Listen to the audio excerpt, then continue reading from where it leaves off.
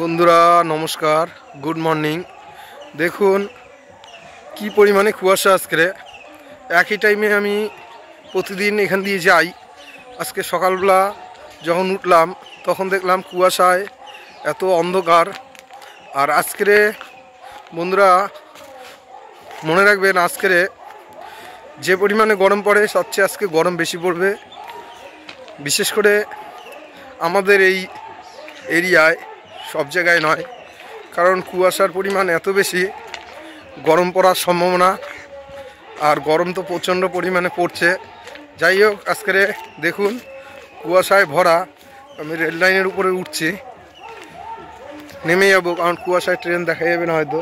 দেখুন কি পরিমাণে কুয়াশা দেখুন।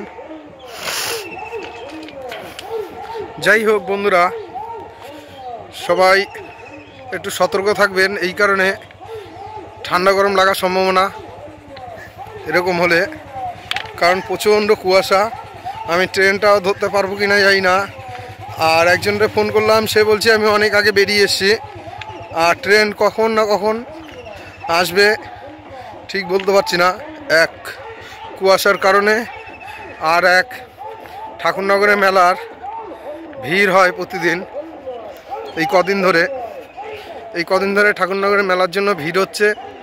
আবার আজকে কুয়াশার কারণে ট্রেন লেট থাকবে সম্ভবত। আর এই 2-3 দিন ধরে ট্রেন লেট আর ভিড় ছিল, এই কারণে ঠাকুরনগরে মেলা ছিল। যাই হোক বন্ধুরা, একটা ফুল আছে, নিয়ে নেই।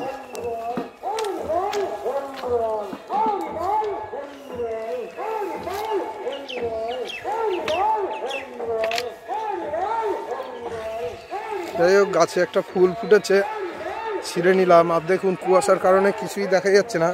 আর ট্রেনেরও মনে হয় খবর হয়নি, বা ট্রেন বেরিয়ে গেছে কিনা তাও বুঝতে পারছি না।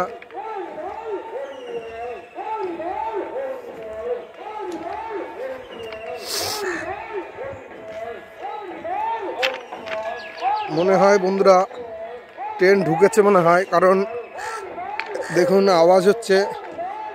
মাসি, ট্রেন দিয়ে বেরিয়ে যান, লাইন থেকে বেরিয়ে যান, ট্রেন ঢুকছে মনে হয়। দেখা যাচ্ছে না তো।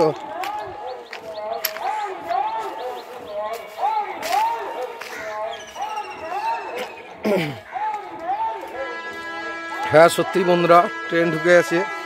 দেখুন আমি ব্যাক সাইড দেখাচ্ছি, এখন জোর পায়ে হেঁটে যেতে হবে তাই।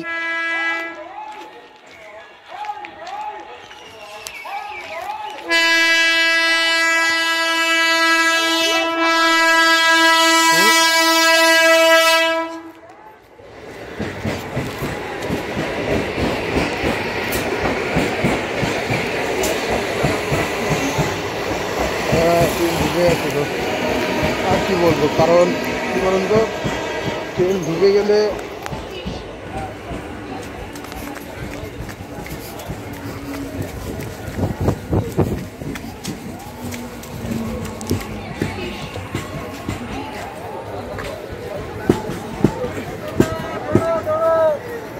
জায়গা রাখো।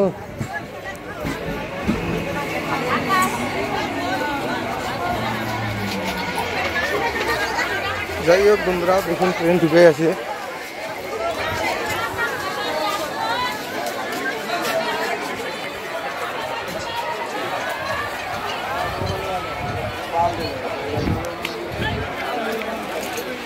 সুভাষদারে ফোন করলাম, সুভাষদা বলে কি কাউরে বলো না, আমি ট্রেন অনেক সকালে বেরিয়ে এসেছি।